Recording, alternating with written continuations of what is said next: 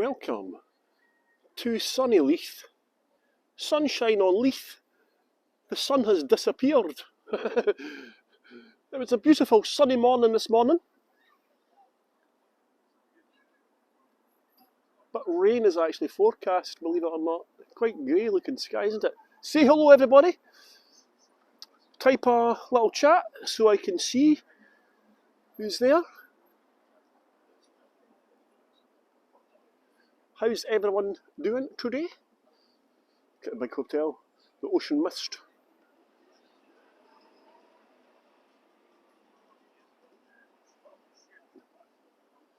If you could say hello. Hola. Hi, Paul, Peter, Arte. So Paul, Peter and Arte are here, and Sarah and Kerry. Nice reflections today. Hi Peter, how's life? Not perfect reflections, but good reflections today, isn't it? Look, pretty cool, eh? Hey Satyam! Yeah, it was sunny this morning.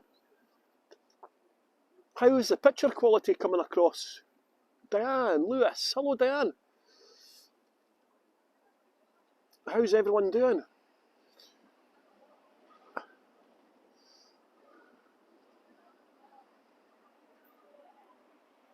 Saturday? Aye, Arte, you jinxed it by saying sunshine on Leith.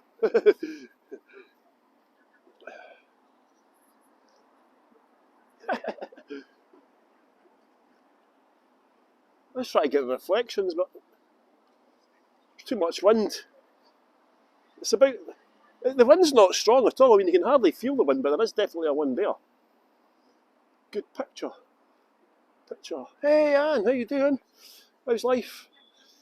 Yeah, bloody Edinburgh. Was it yesterday? Yesterday, yeah.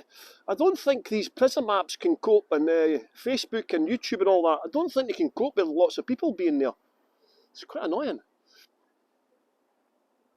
However, there is a bad bit over here. Over here, there's notoriously been a dropout over there. See over there?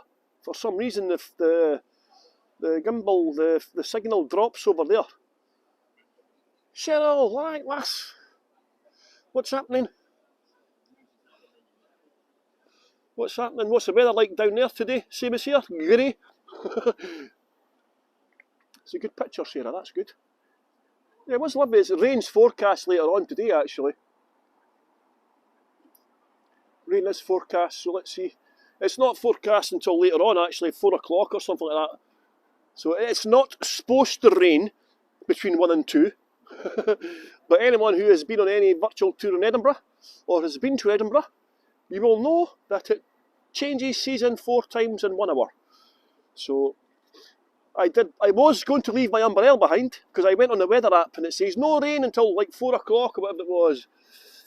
And then I looked out the window and it was looking quite grey, because I was going to leave my umbrella at home, but I decided to bring my umbrella with me, because I've been caught out before, as some of you will know by being on my tours. There's a boat named after Mary de Guise, of course. Great Queen and ruler of Scotland, the mother of Mary de Guise. Yeah, there's not much wind here today. So Mary de Guise was French, from the House of Guise, one of France's most richest and noblest families. And King Henry VIII, you know King Henry VIII had all the lots of wives, 6 wives. He asked to marry Mary of Guise. And, hello Linda. Henry VIII and asked Mary of Guise to marry her before she married King James the 5th of Scotland. And Mary de Guise replied to Henry VIII, I may be a tall lady, but I have a very short neck. Because he was on to his 4th wife by that point. So I think she'd done the right thing by not marrying him. So she married King James of Scotland instead. Same in East Kilbride. EK is East Kilbride, by the way. It's not a gang.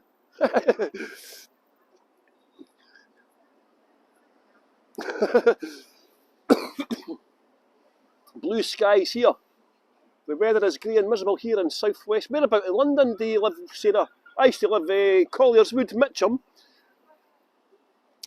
near Wimbledon, Merton and all that. It was almost the last stop on the Northern Line. I think it was about 3 or 4 stops in from the last stop. I used to hate that Northern Line so much. It's got to be one of the most hated tube lines in London, I think. The Northern Line. Although the district's not very good either. Rubbish weather in England as well. Hartlepool, Southfields. Where's that near? What tube station's that? Southfields, I don't recognise that name. Southfields. So welcome to the Customs Wharf. This is a Customs House. Victorian. Obviously Leith was the main port for Scotland. So you have got to have a custom house to register all the goods coming in and out. And this is a cool wee place in here. It's a coffee place. Williams and Johnston. They roast their own coffee here. It's always very busy, however. Sometimes I meet my son and his girlfriend here in Little Ariel. Williams and Johnston's coffee. But I do like this flag as well. See the Leith flag. Can somebody take a screenshot of this? Oh, I can't get it on. I have to go around this way. 1 second. I have to go all the way around.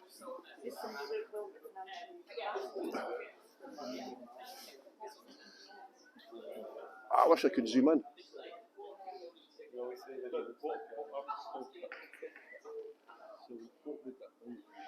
Let's see if I can get it. It's either too far away or too close.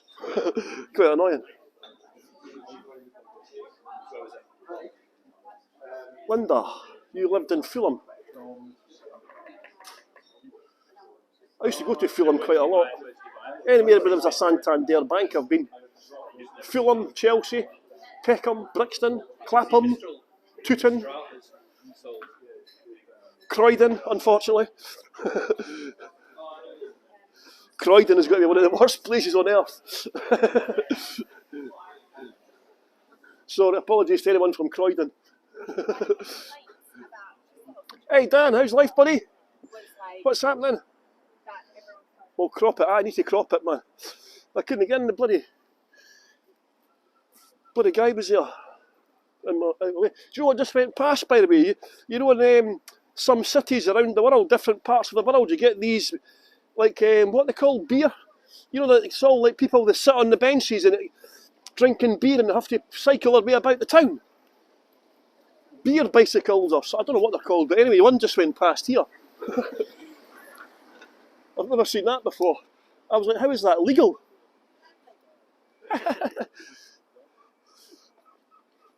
I was hoping to get some good reflection today. Very Dutch looking, isn't it? Your Dutch style gable ends.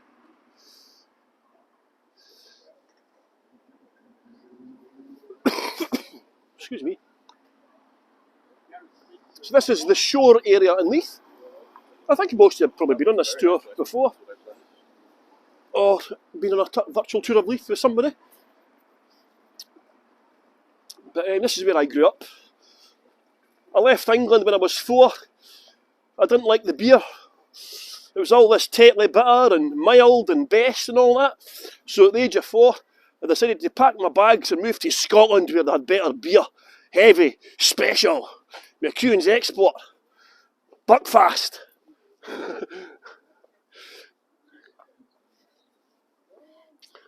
Look at this place here. See all the old winches and all that. See it? This is a look back to the Leith era, the whisky era. This was a barrel making factory. The cooperage. They did, see they kept the winch and all that. An old anchor there as well.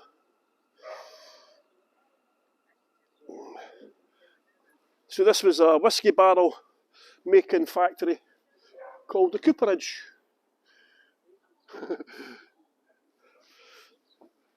See, the cooperage. It got converted. This was actually one of the first houses, first buildings that got converted into housing. This building here.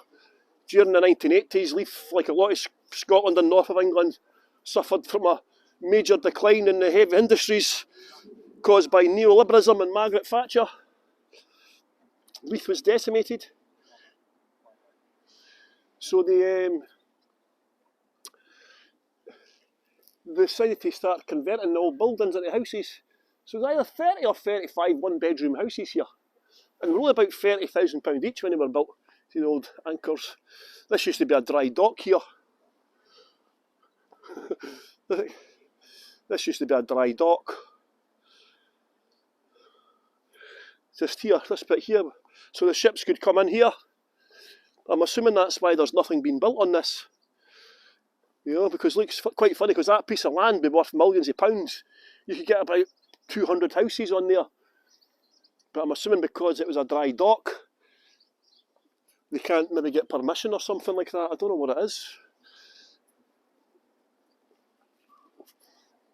Yeah, the walls will be solid in that building. With solid walls. But yeah, I think just over 200,000 now, I think they are. So if you had bought one of them in the 1980s for 30 grand, you'd have been laughing now.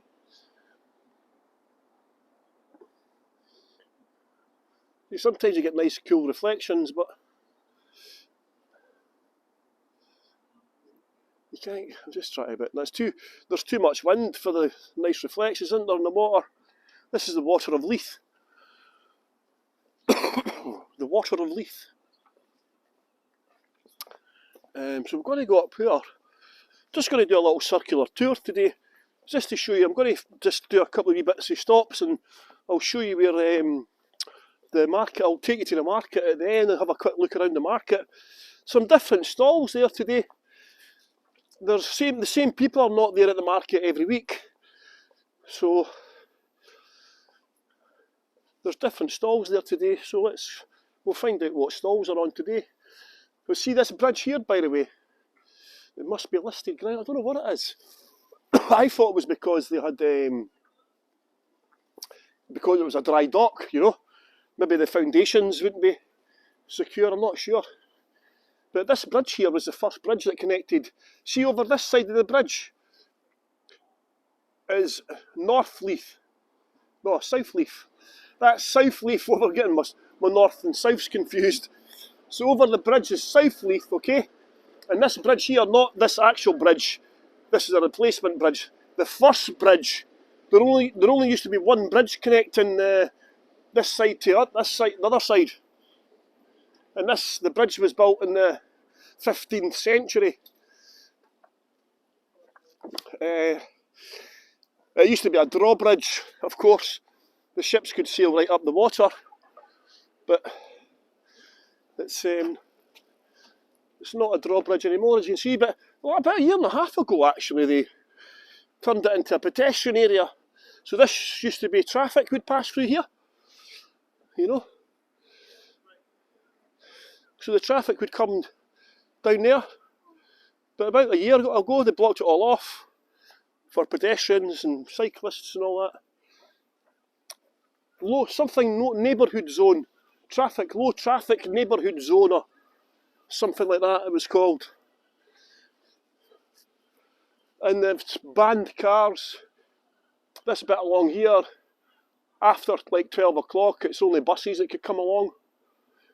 But I think they should just pedestrianise it all. Ban all the traffic after 12. What are the seagulls fighting for?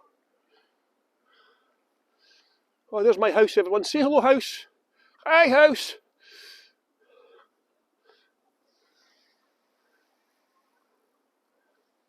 Lots of nice wildlife today. Yeah, Leith used to be a really rough area. Especially during the 70s and 80s. And even into the 90s, people tended not to come to Leith here. So that place is open back up now. I'll need to go there. That's where I was going to end my food tours. It's been closed the last little while. I'm assuming January was just too quiet, so they just shut up shop. Crowla's Gelateria. I'm just going to take you up here. So this is where, just on the left-hand side here, is where Mary of Guise built a palace in the middle of the 16th century. She ruled Scotland from here when Mary, Queen of Scots, was sent away to France. There's nothing left of the building. She's not like a palace type building and held court there. She ruled Scotland from there. And there's a nod to that in the street name, actually. No, because he gave me something that See, it's called Parliament Street. Parliament Street. Because that's where Mary of Guise ruled Scotland from. And there's Leith's oldest building over there. We'll go and see that in a little minute. See the orange building in the centre?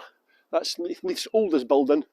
It's the only building that survived the rough wound period when Henry VIII destroyed Leith, the bugger.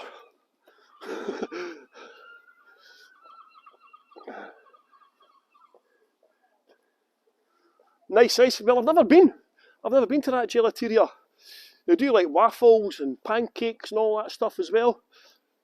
But yeah, I was going to end my food tour, you know, I'm doing my new business. I was going to end my food tours there, you know, go to like 3 bars, 3 restaurants. Sorry, 3 food places. And then finish at the gelateria place, you know, so I might go and see them today. I'm going for Sunday lunch tomorrow with my son and his fiancée and Ariel, my granddaughter. Going for Sunday lunch tomorrow. And one of Ed Sheeran's favourite bars, actually. His favourite Sunday lunch is a place called Ox in Edinburgh. You see this building here? It's got a bit of a dark history. Unfortunately, it was built on the proceeds of slavery. Built by the Gladstone family. Gladstone was the British Prime Minister 4 times, I think he was. His family were slave owners. So this was a Protestant church called St Thomas's Church. But now it's been taken over by the Sikhs, you see. Sikh Guru Nanak Gurdwara. Yeah. So obviously the Sikhs took over in 1976. See there's a date there. 1976. The Sikhs started to come here at the start of the 1950s. After the war, one of Britain's worst ever crimes was partition in India. They basically drew a line down it, separating the Hindus and Muslims, creating Pakistan, Bangladesh, so on. So the Sikhs were persecuted. Over 1 million were murdered, and 3 million were displaced. Well, that's the least. And so the Sikhs started to flee to Britain, of course. The Sikhs. And they started to settle in Leith. And I didn't know this until fairly recently. That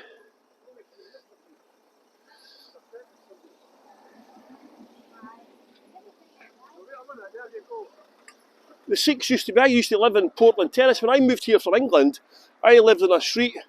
In fact, there's my house there, right? There's my house there. So just behind that is where I grew up. From the age of about 6 or 7, actually. And I didn't know this until a couple of years ago, that the Sikhs used to meet in the stair next to my house. Because when the Sikhs first come, obviously there was smaller numbers. So they... can I cross this road? I'm just trying to cross this road.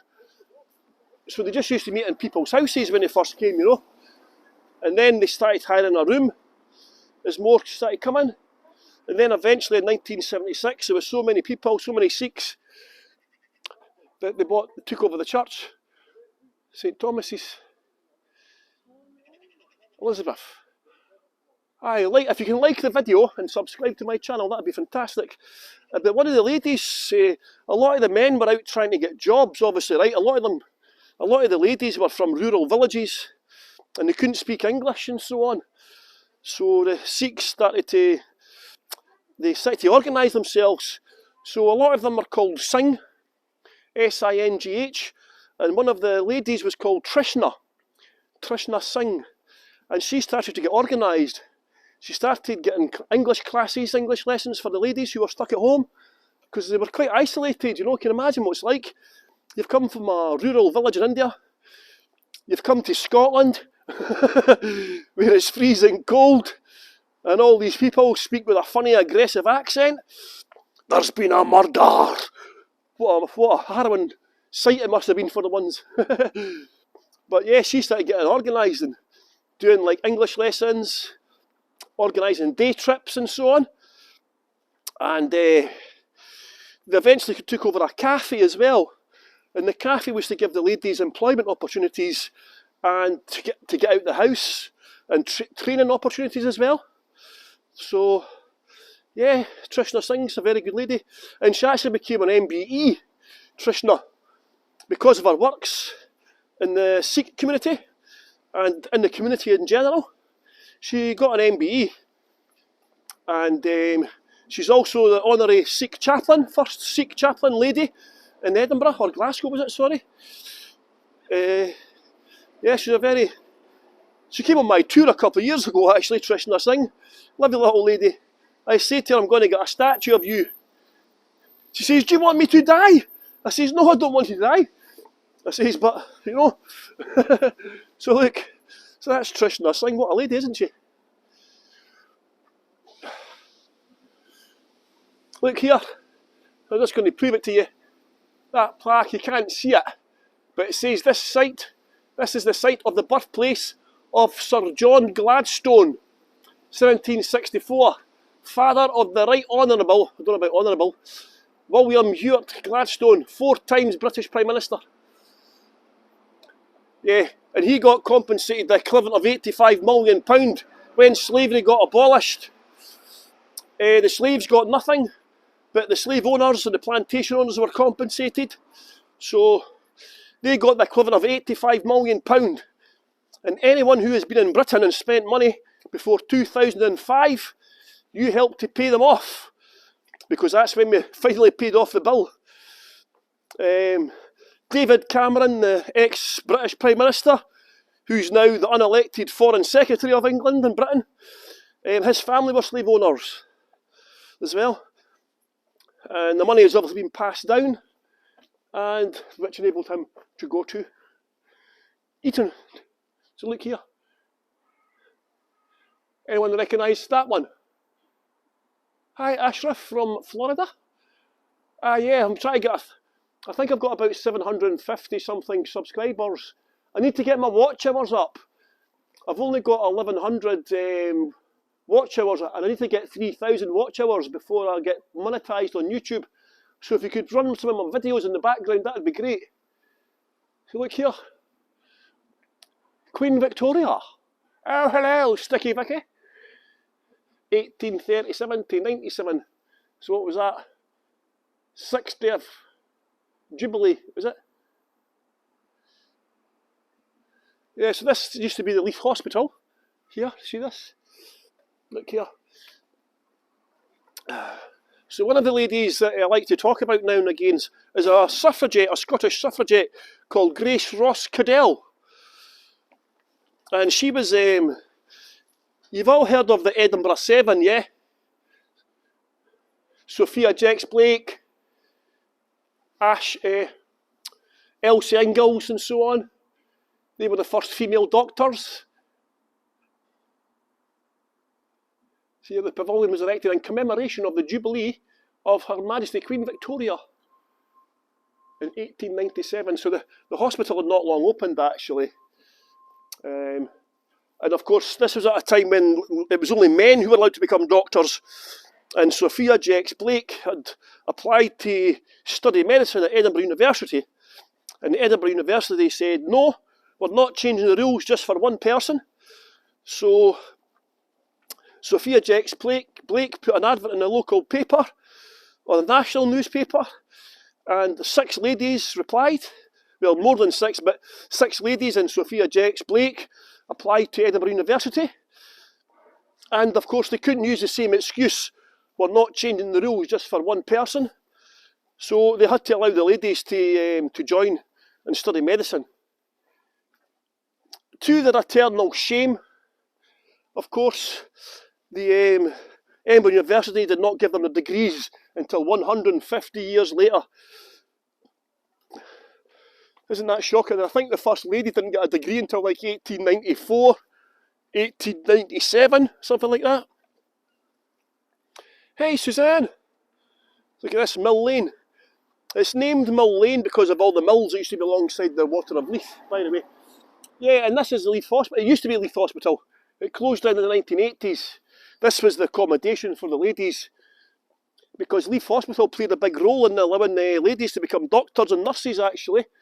Yeah, so the 7 ladies, they didn't get their degree from Edinburgh University until 150 years later, posthumously.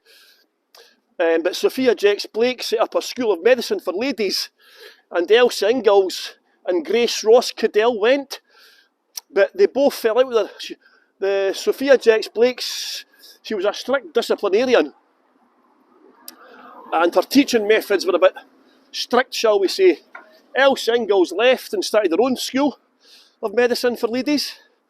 Her parents were quite rich, and her father was a feminist, John Ingalls. And so Grace Ross Cadell went to the Sophia Jex Blake's School of Medicine for ladies, right? And she got suspended. She got suspended. So that's the old Leith Hospital there. I spent half my childhood in there. It's now been converted into houses. But I spent half my childhood in that place.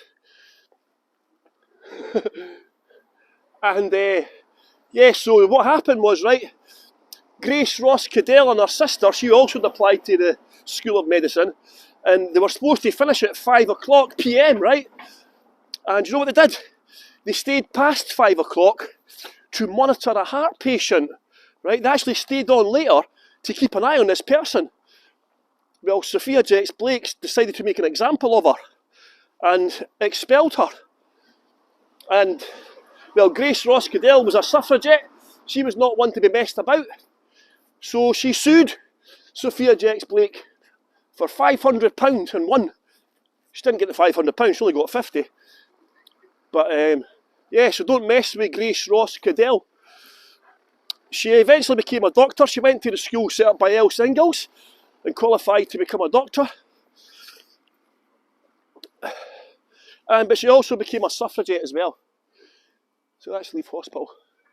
And she was very politically involved.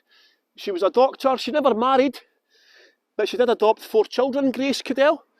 And she stayed up on Leith Walk. Her house is on Leith Walk.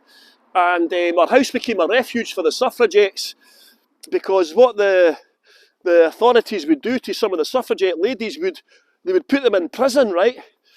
And they would force, the ladies would go on hunger strike, but the prison authorities would force feed the ladies, holding them down and shoving big metal hoses down their throat, sometimes causing catastrophic injuries, as you can imagine. And so they brought in this act where if the prisoners got injured, you could get released into certain people's custody or care. So Grace Ross Cadell's house became a refuge for suffragette ladies. She was involved politically. She famously left the Women's Political Union. She famously left the WPSU and joined the Women's Freedom League, right? But one of the policies of the Women's Freedom League was no taxation without representation, and she refused to pay her taxes. So the authorities responded by selling off all her belongings at the Mercat Cross on the Royal Mile in Edinburgh. You know the Mercat Cross with the unicorn on top? So they took all Grace's possessions and sold them off at the Mercat Cross. And one lady, you know what she did one time? She got fined for a political activity. Wasn't us? She was a suffrage. She wasn't the ones. Well, she didn't agree with violence, but she agreed with like taking action, you know. And so she did get fined once, and she paid for her fine in small change like pennies and 2p's, like £50 worth of pennies, coppers. So she was a bit of a rebel, as you can tell. And she, as I said, she adopted 4 children, and she left all her inheritance to them as well.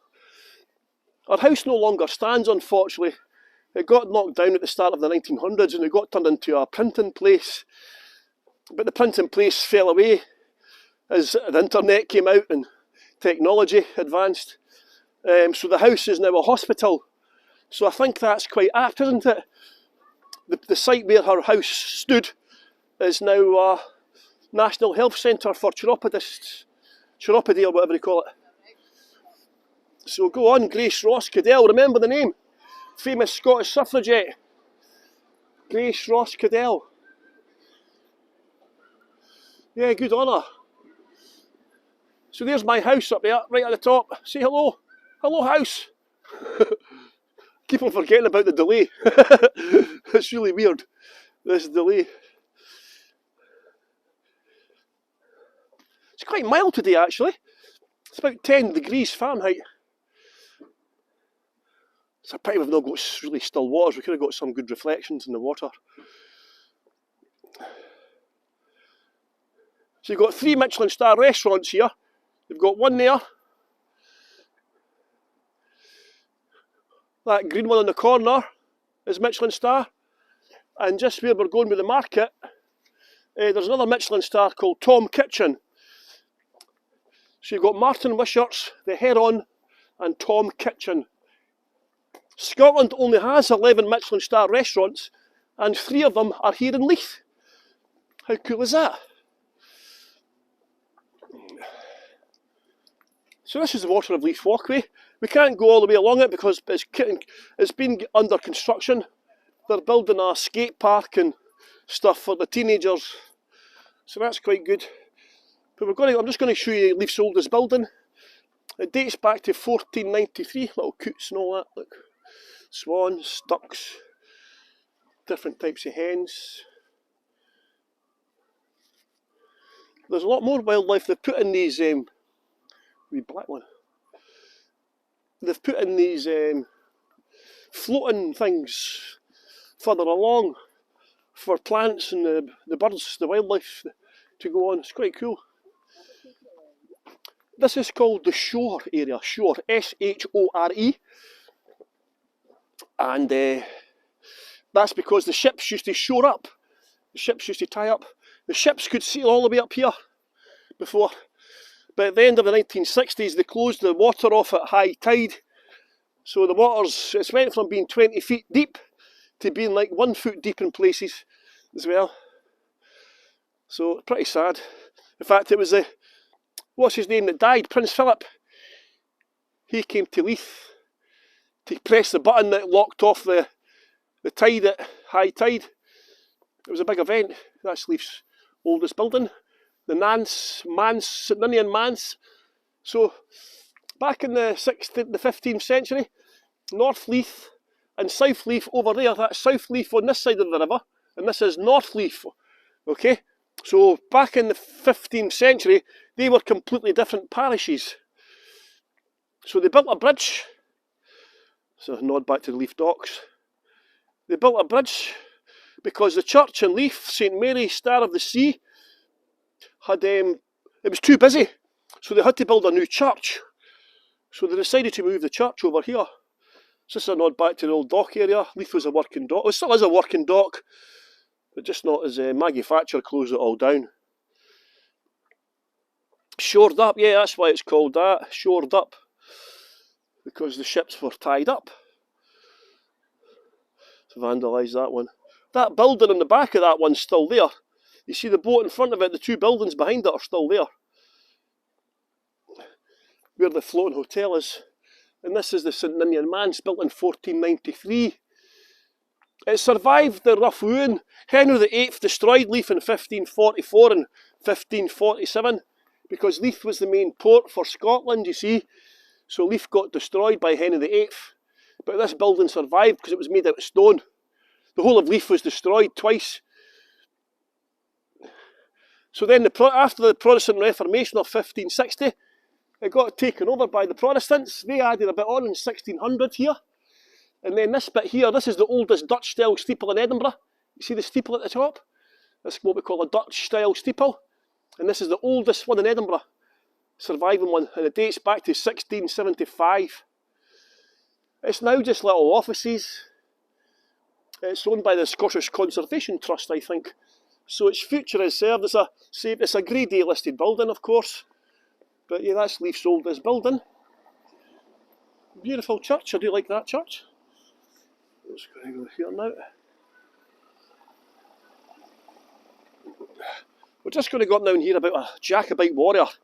As you know, I'm a Jacobite. Paul James Stewart, a supporter of the Stuarts. Jacobite is Latin for Jacob, James. So I'm a Jacobite. And we've all heard of Bonnie Prince Charlie, the most famous Jacobite. Flora MacDonald as well, although she wasn't really a Jacobite, but she did help the Bonnie Prince Charlie escape from Uist to Skye, you know the Skye boat song. Carry the lad that's born to be king over the sea to Skye. So Flora MacDonald is quite famous. They were called the Damn Rebel Bitches by the Duke of Cumberland. And this lady's name is Lady Anne Mackintosh, her name was. Lady Anne Mackintosh. And she was a Jacobite supporter. However, her husband was not. He was a British supporter, a Hanoverian. Indeed, he was an officer in the British forces. So you can see how the Jacobite rebellions split families. Ah, yeah, I know, Sarah. Look, so this is London Line Gin Distillery. You can do gin tours of Leith, whisky tours in Leith now as well. It's owned by the same company, the Port of Leith. Got a lovely Lime gin bottle. You see the bottle there? It's a lovely design. And Brewdog, the Scottish beer company, have just plagiarised their bottle and they're not happy. But look, this is the North Leith churchyard. Burials from 1644 to 1820. North Leith, you see. Other side of the river is South Leith. And this is where Gladstone's parents are buried, actually. And back to Anne Mackintosh. So she was a landowner, and her husband was a British officer, but she supported Bonnie Prince Charlie, and she got between 200 and 400 men. She raised between 200 and 400 men to create a regiment to fight on behalf of the Jacobites. They fought at the Battle of Falkirk Muir and the Battle of Culloden. Of course, Anne was not allowed to fight. Now, there is a dark side to this story, because when I say she raised a regiment of between 200 and 400 men, she basically threatened them with eviction because she was the landowner. And so that's the dark side of it. The men were actually forced to join up. If they didn't join up, they were getting evicted, basically, you know. But different times back in these times. So, but her husband, as I say, was a British officer. So divided loyalties. Look at this old gravestone here. And so this is before the Battle of Culloden, okay? I think it's about February 1746, a couple of months before the Battle of Culloden. And the British forces are looking for Bonnie Prince Charlie. He's retreated all the way from Derby. He's got a £30,000 bounty on his head, and that was the equivalent of £3 million in today's money. He's got a £3 million bounty on his head, and he was never informed. He was never informed.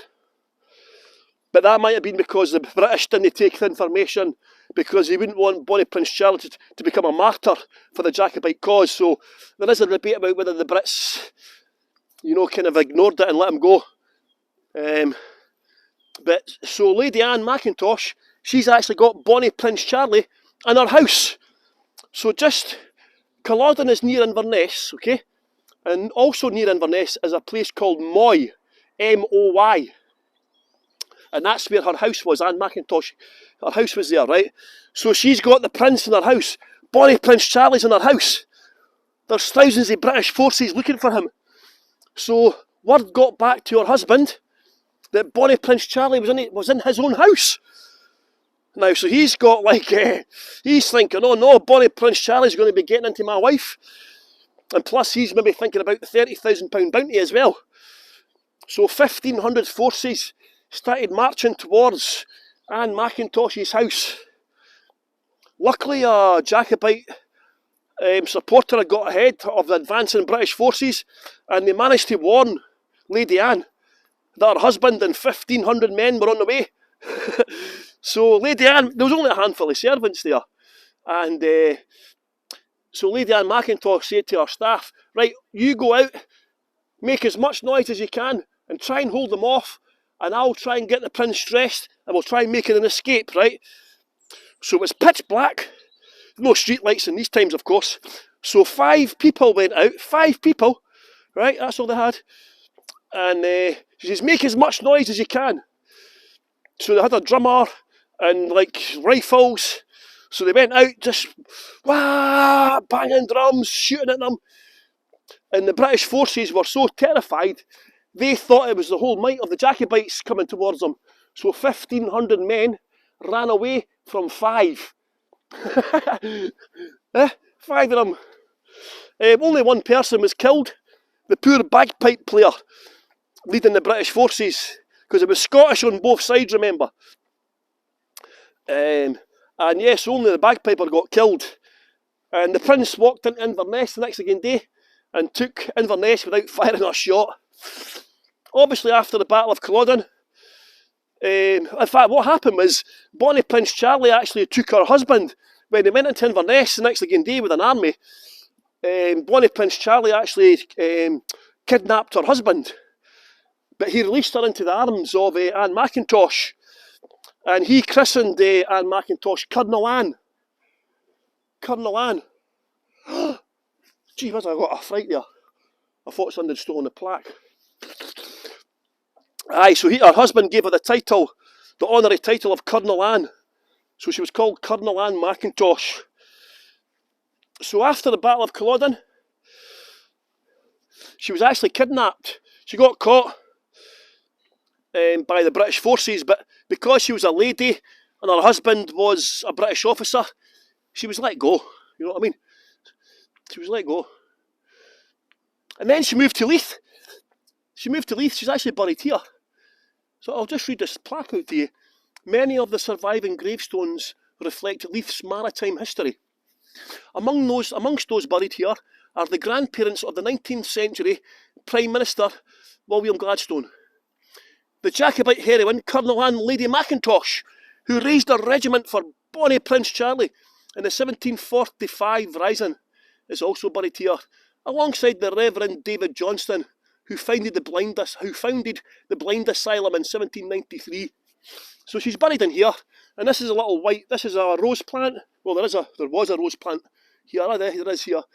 There is a white roses here, and of course that was a symbol of the Jacobites. So that's Colonel Anne Mackintosh. So she actually went down to London. She actually meant the guy in charge of the British forces was the Duke of Cumberland, who became known as the Butcher Cumberland. And it wasn't the Scots who called him the Butcher Cumberland, it was the English, because he lied to his forces at the Battle of Culloden, right? He said to the British forces that the Jacobites have given an order of no quarter given, and that meant that the Jacobites were going to kill anyone regardless of the circumstances. And that was a lie. The Jacobites didn't give that order, but he did. He gave the order of no quarter. So the Battle of Culloden was not that long, just over an hour. Wasn't that many people died, 1,500 or so. You know, it's not too bad for a battle.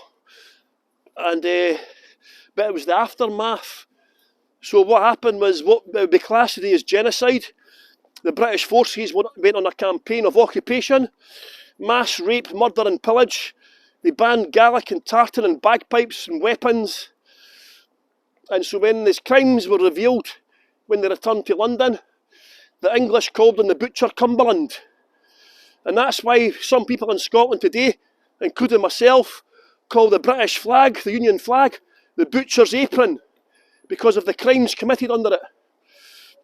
Some people find the British Union flag offensive, and I'm one of them, unfortunately. I don't like the flag.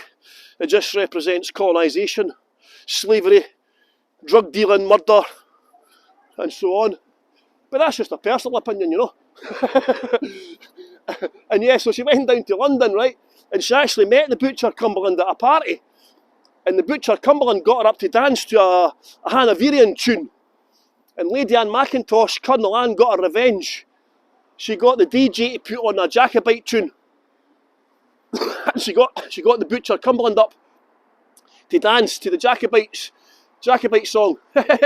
So go on, Colonel Anne, a rebel to the end. And she moved to Leith because Leith was a trendy area back in these times.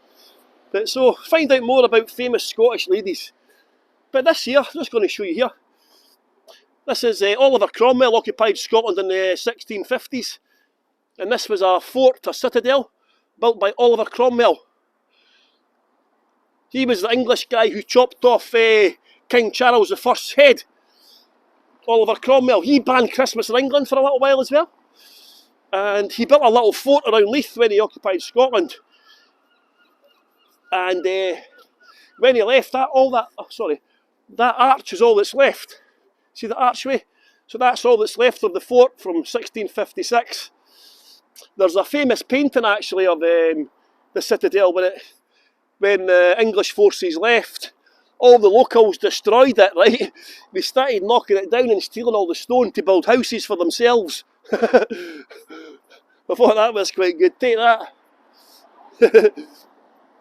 So yeah, Oliver Cromwell, he destroyed all our records, Oliver Cromwell as well. And he tried to steal the crown jewels of Scotland, but they got taken away and moved around Scotland to avoid him stealing them. He didn't kill too many Scots, Oliver Cromwell.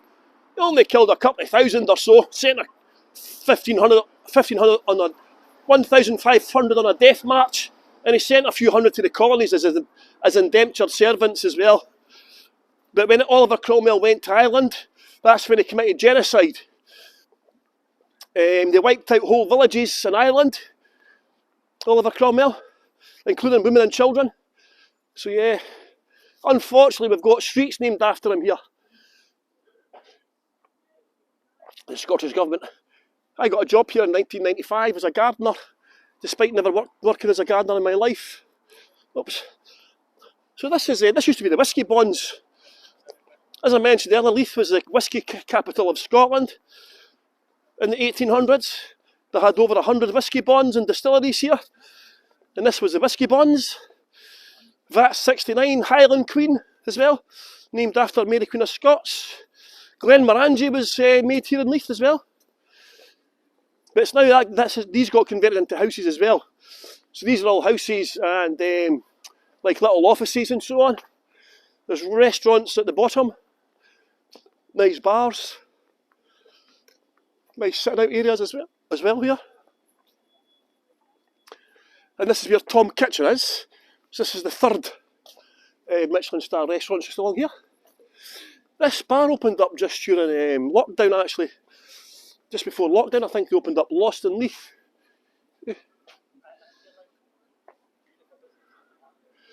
Fermenteria. Bar and Fermenteria. Craft beer, wine and cocktails. Quite busy in there. This featured in Trainspotting 2. So here's Tom Kitchen here. From nature to plate, see. This is Tom Kitchen.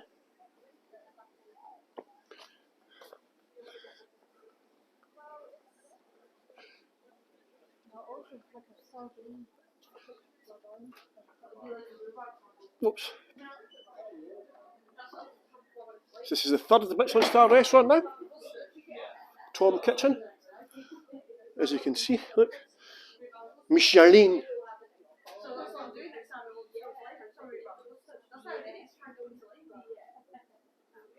Nice little seating area here. God, are there people still there, man? So yeah, I'm going for venison and lemon soup.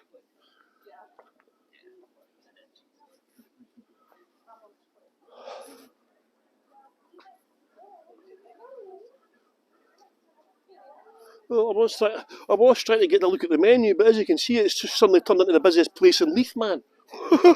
Jesus God. It's like doing that giraffe tour all over again. Oh, Jesus God. Some people, man, do they not know I'm doing a virtual tour? See the archway? A lorry hit this a couple of months ago.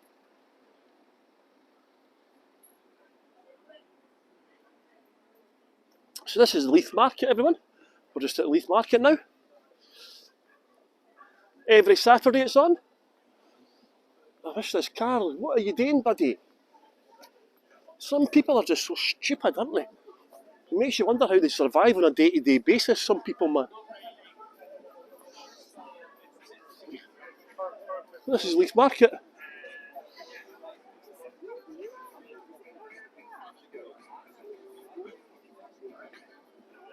It's not that busy, actually.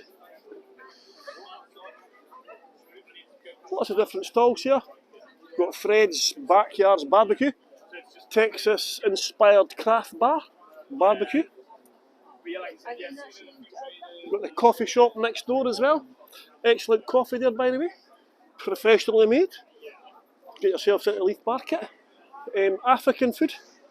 Ma Roberts, East African. The taste of Tanzania. Look at that, everyone. Beautiful, eh? Smells lovely, I can tell you. From East Scotland to East Africa, Maggie Mazaleka transports you back to the authentic taste of her Tanzanian roots. She creates delicious food using 100% natural flavours, ingredients. Lovely jubbly. This place, where is it, man? Just going to show you this place here, actually. Especially any lovers of olive oil.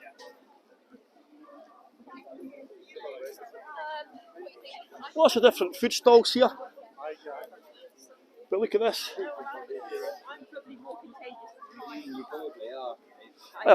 Look at this, everyone. This is Spanish unrefined olive oil. In fact, if you look at the... We've got a website in that, look here. So the freshest, it comes from near Malaga actually. And this stuff here, it's unrefined, look. And I was speaking to the lady earlier on and she was telling me that it's healthier if it's like that, unrefined. Because there's less water and the drought's going to help as well. You probably are aware that Southern Europe has been suffering from a drought for a few years and the price of olive oil just keeps on increasing and increasing. And because of drought mainly. But the lady was telling me earlier on, it actually makes the olive oil healthier because there's less water in it. So look at this. Beautiful olive oil. I'm going to come back and get some actually. I do like a nice... Is it extra? It is extra virgin, isn't it? Yeah, it's extra virgin olive oil. It's beautiful.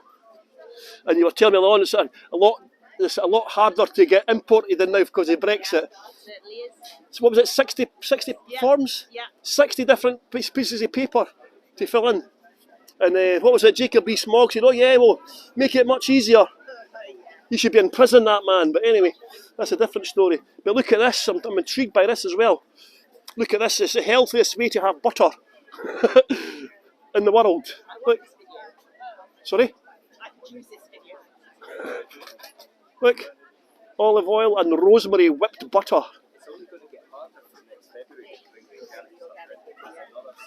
Oh, it's all organic stuff as well, yeah. And what's this one? So this is olive oil. There's a couple of seconds delay on the thing. Olive oil, honey, and thyme whipped butter. Isn't that beautiful? Look at it. It's grass-fed butter as well. I'll just step back. I don't want to stop the ladies coming in. So check out their website as well. And come down and do a little bit of tasting as well. You can actually just drink that stuff. It's so healthy for you. You can just drink it, you know. I was telling the lady earlier on that I didn't get into olive oil until I was about 2003, 2004. I started discovering what olive oil was. I just thought all oils were bad for you, you know. But yeah, it's went up by a third this year and it's going to go up even more. Because the drought, there's been a big drought again. So this guy's got a little shop here. This is pretty cool, man. Look, Quirky's Plants. Look, Quirky's Plants. He's got a little shop. The guy's actually from England, actually. Again, he was saying it's a lot harder because of Brexit. All this produce comes from the Netherlands, of course. Most of the plants and flowers in Europe come from the Netherlands, of course. And again, Brexit's made it a lot more complicated to import and export, obviously. Well, lovely little plants here, quite reasonably priced as well. Little bulbs, £3, you know. 60 forms, yeah. A lot of florists have given up because of Brexit. It's just too much work. So a lot of florists have actually given up. But pretty cool stuff. Look. I've actually bought a few plants from here before, and from a shop as well. Lovely little plants. Look at that vase thing. 20. Look at that. Isn't that cool? Like a fish vase, or flower pot, or whatever you want to call it. Pretty cool, eh?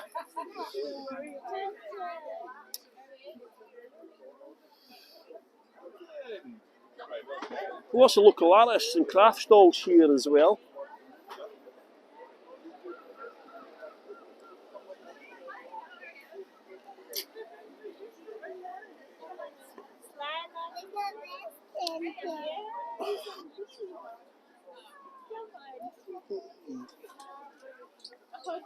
Dinosaurs! Look, it's got lovely craft stalls. Local artists come and sell their wares. God, that woman moved at last. I was trying to get you a shot of this.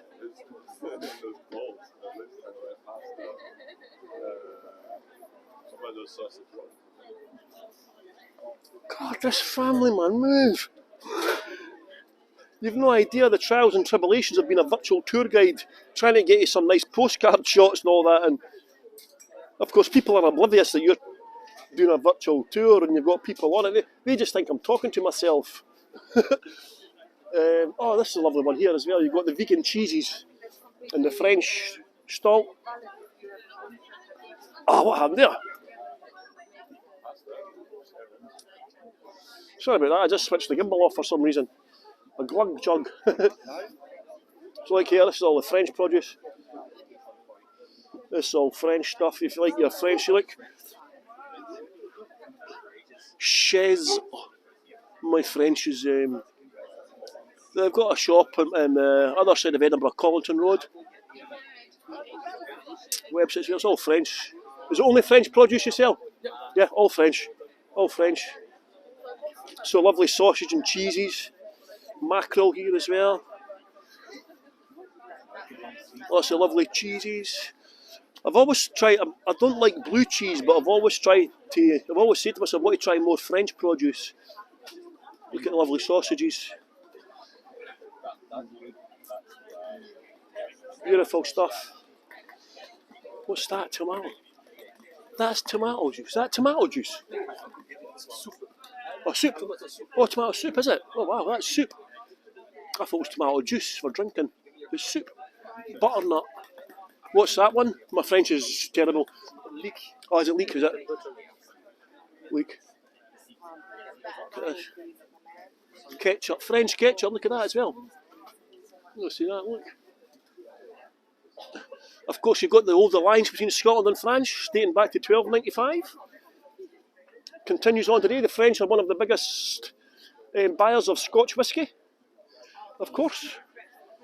You've got the fish stall here. Lovely Scottish produce here.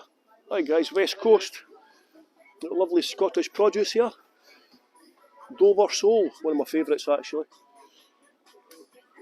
Mackerel as well. You still get mackerel in just along the road actually. In New Haven you get mackerel when the tide comes in. You still get mackerel coming in.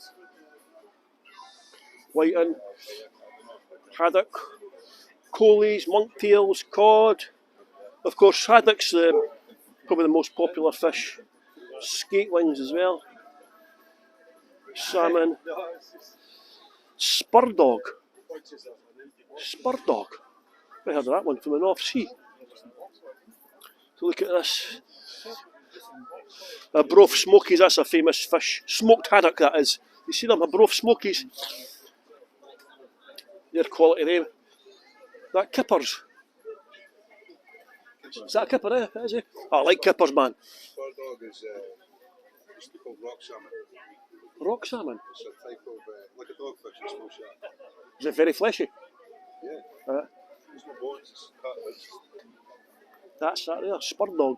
It's best for a barbecue or do it with a window open because when you cook it, you give off a kind of a ammonia smell. Oh, does it? Once it's cooked. Bit smelly. Like the kippers as well, they've got a smell. Always have kippers in the hotel. Yeah, they smell your house out. Their kippers are really nice, but they stink your house out for a while. But look at this. Oh, look at that. Lemon sole. Oh, gee whiz. 21 kilo. £21 a kilo. Clams from Cumbria. Oysters. Mussels as well. Where'd you get the mussels from, Mill? I'm not actually sure where these are from. I'm not so sure. Much for the oysters, £12 a dozen. That's not bad, eh? £12 a dozen. So that's basically a pound each. Yep. It's not bad, eh? Nice bit of Tabasco sauce. Bob's your uncle. You know? What's this stuff here? Oh, herring. Sweet marinated herring and roll mop herring. I've never been brave enough to try that. It's worth trying. Aye, worth trying. Yeah, Scots tend not to eat it too much. It was always exported. Eh? They used to export herring more than maybe people up north would eat it, but So just recently, last summer, there was tuna caught on the coast of Cornwall for the first time since the 1950s. tuna, was it? Yeah. Tuna was caught in They were Cornwall. following the herring. The tuna were following the herring. Yeah, yeah. Wow. Because they almost fished out the herring in Scotland, didn't they? Yeah. That's the same with the oysters as well and the razor clams. We had razor clams in. I can't eat razor clams. The look of them just puts me off. In Spain, they love our seafood. When you go to Spain, before Brexit, actually, I'm not sure if it's the same now, but before Brexit, when you went to Spain, most of the seafood was from Scotland. You know, the prawns from the East Coast were served in Madrid and Barcelona on the next again day. But now it's a bit more difficult to do that. But lovely stall, lovely food here. We come back. And you got the cheese stall as well, lovely, the Italian cheese. In fact, well, not just cheese and meat as well. I was actually in a shop the other day there, and I had a mortadella, Italian meat on the roll, and the lady said it was lovely, but I wasn't brave enough to try it. But lovely, what's this one? Looks lovely ham, that. Look at that ham there. Doesn't that look lovely? Look at that ham.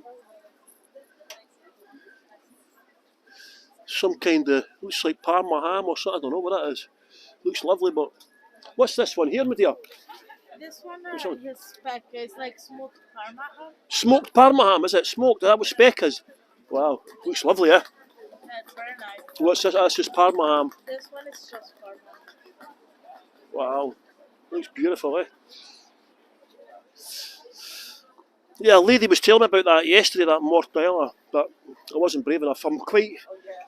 I don't like salami and stuff or chorizo. I'm quite funny with my meats.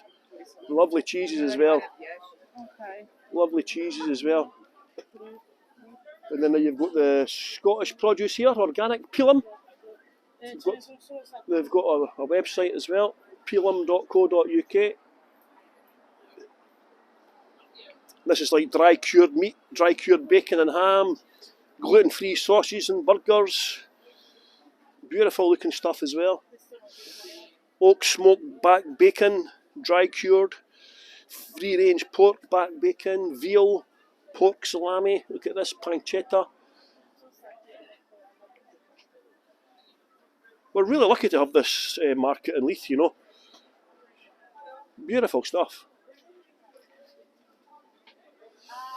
Free range pork, fillet, stir fry strips, organic beef, pasture for life. Wow, look at that. Pasture for life, beef sirloin boned. Wow. That'll just be the nicest beef you can get, actually. See that beef there? That'll be amongst the nicest beef you can get. £60 for that bit of meat there. But lovely stuff, lovely produce. Then you've got the organic vegetable stall as well. So we are quite lucky here. Where's the tongue? Turbot, I never saw it. Ah, ketchup me later. Where's the tongue? Oh, I don't like tongue, man. Ugh. My dad used to try and get me to eat all that stuff, like tripe and all that crap, man. Ugh. I used to run away if he tried to give me tripe. So you've got organic vegetables here as well. Pretty good, eh? Then you've got the bakery. I bought some focaccia earlier on. I got some focaccia here. Lovely bread. Oh, they've nearly sold out actually. They've nearly sold out. They're doing well. Well, this is all the olives as well. Any Greek olives, mate? These are the Greek ones. So my friend says the Greek olives are the best. Especially the sun-dried ones. Look, all the different olives. Chutneys you can get as well. Seaweed chutney. Oh, interesting. Seaweed chutney. That's interesting. Different marinated olives as well, is it? Yeah, beautiful. I do like olives.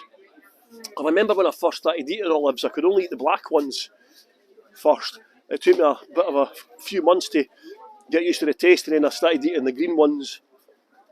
And now I just like all of them. But again, they're all just going up in price as well. There's all the different dips and sausages you can get as well. Black olive tapenade, sun-dried tomato, blah de blah. Beautiful. Excellent stuff. So what's you got? More cheese here, smoked Orkney cheese. A lot of Scottish produce as well. A lot of stuff from Europe, but a lot of stuff from the continent as well. There's a pixie artist. Look. The olives look lovely. Pixie artist. This stuff's pretty cool as well. So obviously there's a lot of myths and legends in Scotland. Most of them are a pile of crap, right? But one of the myths and legends I believe in is Nessie. You have to believe in Nessie if you come on my tours. If you don't believe in Nessie, you get kicked off. Anyone recognise that view? Look at the view. Anyone recognise the view? Very famous. In fact, it's in that new series on Netflix, One Day. Have you all started watching that yet? One Day on Netflix, the series. It's partly set in Edinburgh. Spread over 20 years. Sarah doesn't like olives. They are an acquired taste, olives, but you've got to get used to them. Once you do, but see, they're really nice. Here's another one, see. In fact, so look. That's the local artist there, okay?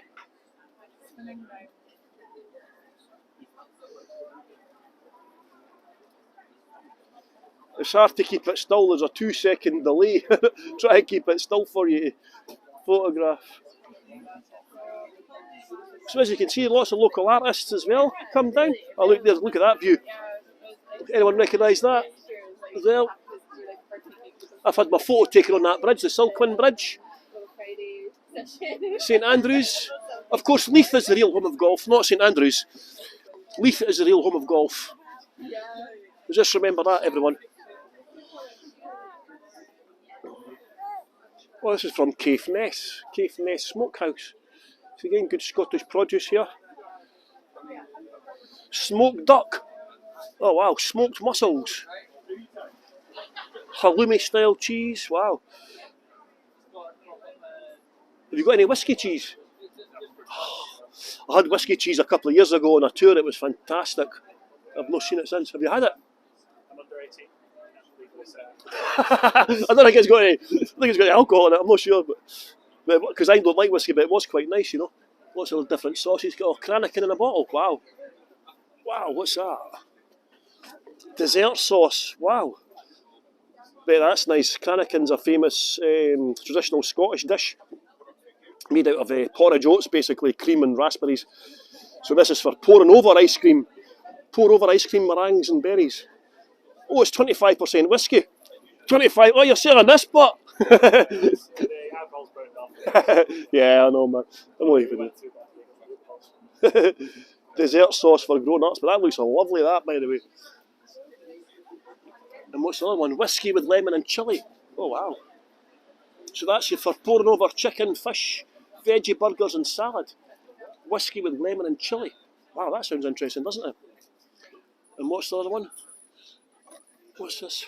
Port cherry and black pepper. Wow. Slanger sauces. Wow, that all looks good stuff, that, doesn't it?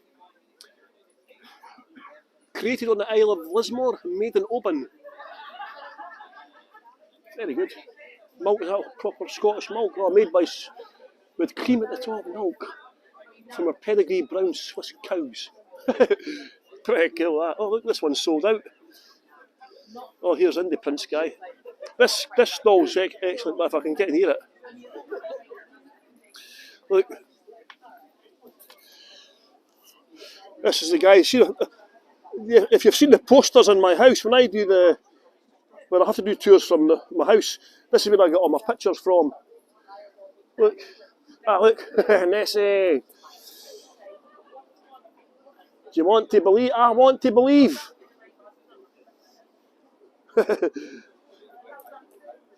Look at the paintings the guy does. Images, cracker, eh? You'll recognise that's in my house. I've got this one. It's a bra, bricht, moonlight, nicht, the nicht. It's a famous Scottish saying that you always see on like tea towels and posters. Does anyone know what it means? It's a good, bright, moonlight night, the night. What's this? Is this a cracker? Eh? If you walk anywhere in Leith, you'll be on edge, as it's full of lads on drugs. This is the guy's website here. Do like little fridge magnets and all that. Look, Indie Prince, indie-prince.com. Look, Stuart Bremner. So you've got little, look, any dog lovers? A Scottish word for dog is dug, or hund. A cat as well. So these are fridge magnets as well. Pretty cool, eh? Brock, it's Gaelic for badger. I've got that one as a poster as well. See the volunteer one? Leithers the volley. Got that as well. So pretty cool. £3.50 for a magnet or 3 for 10. Pretty cool, eh? You got all the images of Scotland, the famous images of Scotland as well, of course. Traditional ones. Edinburgh Castle, the Forth Bridge, Scott Monument, Ben Nevis. Look at the review somebody left on Ben Nevis. It was very steep and too high. The climb takes too long and there are no facilities at the top. The Ring of Brodgar on Orkney. Oh, this thing's got a 2-second delay. I'm not sure what this is about the standing stones. I'm not sure what they are about, but they looked impressive for stones. Ardnamurchan. You see that one there? Ardnamurchan. A long drive to stunning lovely views, but nothing else. I must admit that's like John O'Groats. When you go to John O'Groats, it's the biggest disappointment in the world.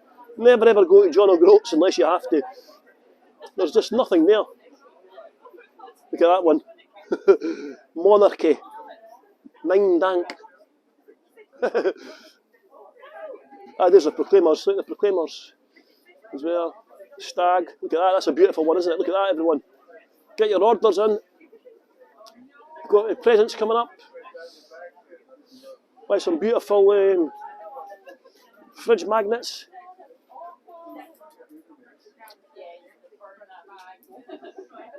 Look, swim with Nessie. And there's the Leith flag as well. Hud your wisht. Your bum's out the window. Quality. Nice jewellery as well. It's all handmade, silver jewellery. Look.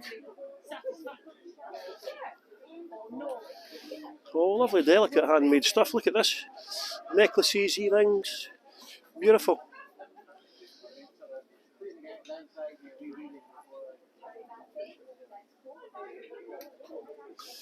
Lee Rogerson Designs. It's got an Etsy site as well, by the way, on Etsy.com. There you are. Oh, is this all marmalades and jams, is it? Oh, wow. Oh, ginger curd. Wow. God, I've never seen that ginger curd. Lemon preserve. I bet that's lovely, that lemon preserve. Wow. Passion fruit curd. Look at this, everyone, as well. Scottish honey calendar. I do love a Scottish honey. Right enough. We've got two sorts here. We've got a garden and meadow blossom, and this one's possibly got a little bit of heather in it because it's set. Aye, a bit of heather. So the bees will have been feasting on the heather. And of course, honey's really good for you as well. It is, yes. Lemon marmalade, orange and chilli marmalade, orange and cranberry. Wow, some beautiful stuff.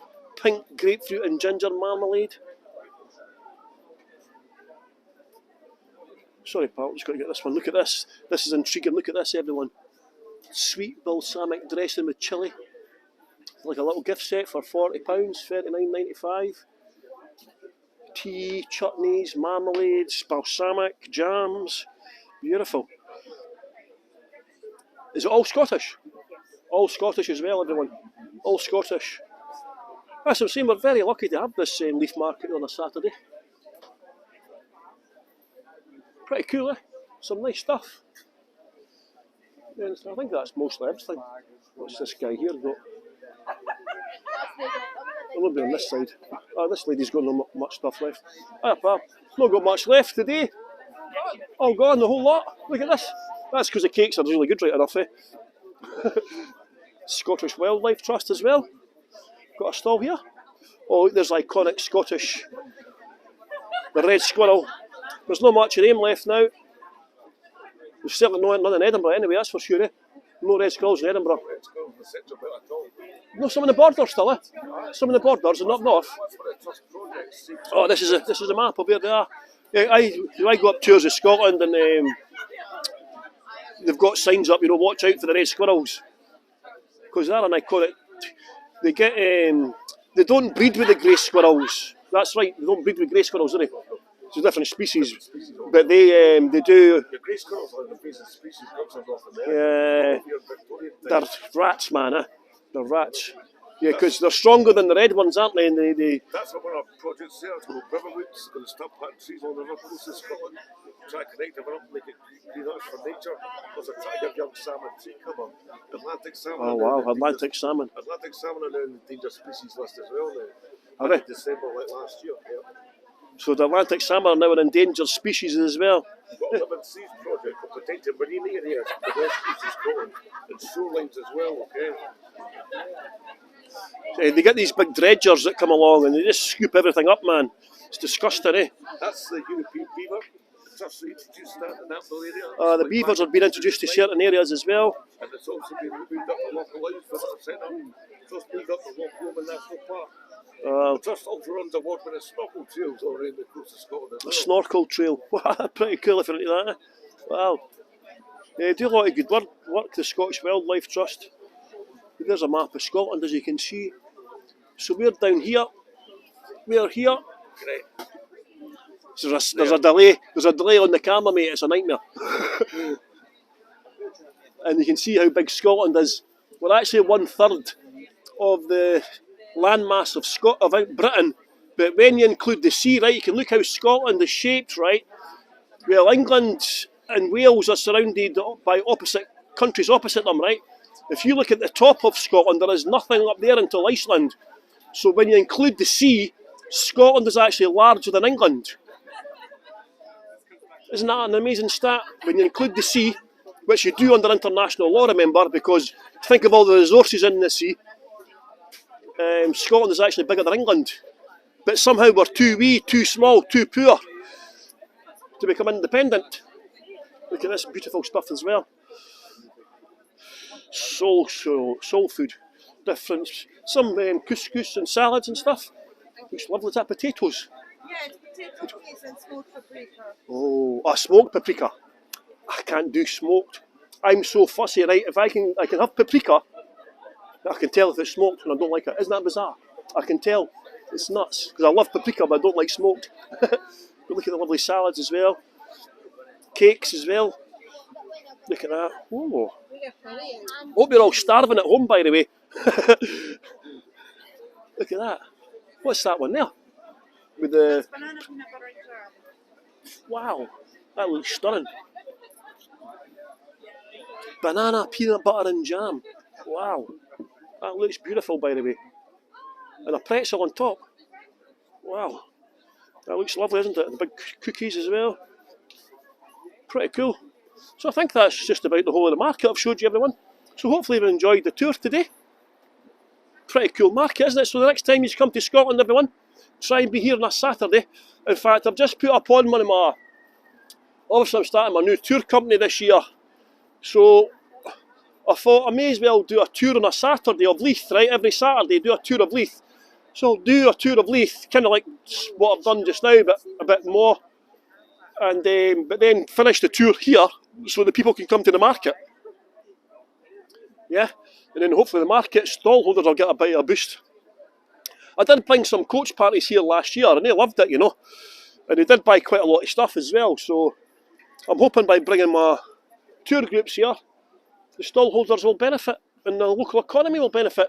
And hopefully they'll all be hiding the money from the tax from the government. Mind you, if you pay for it through the card things, it's harder.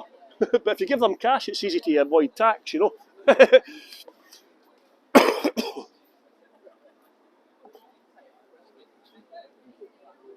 Red squirrel burgers. Oh, that's sacrilege. That's like eating a Highland cow burger, which I did last year. I felt like a cannibal eating a Highland cow burger. So as you can see, it's quieting down a little bit. So some of the stalls have sold out of the stuff. So it is better to come. I got here quite late. You know, I got here just before 2 o'clock, something like that, 1:45. Some of the stalls had sold out. So if you are going to come on my tour at 11 o'clock every Saturday. And we'll finish at the tour. And we'll finish at the market about 12:30, just in time for you to grab some lunch from some of the food stalls that are here today. So I hope you enjoyed the tour, everyone. Thank you very much for keeping me company for the last hour and a bit.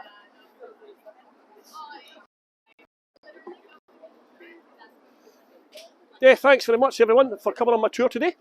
You've made an old man very happy. If you would like to leave a tip or a donation, you can do so. I think it's all on my YouTube or my Facebook. You can use PayPal, buy me a coffee, whatever like that. But thanks very much everyone. And I'll put some tours on for next week as well. I'm going to put some tours up for next week, so watch this space.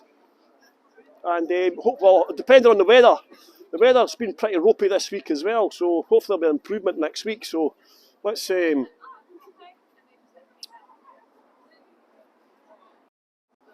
quite annoying changing camera. Yeah, so watch out for next week. I'll put some tours up when I go home. I'm just going home to watch the soccer. Hibernian play Aberdeen, or Aberdeen as they call it.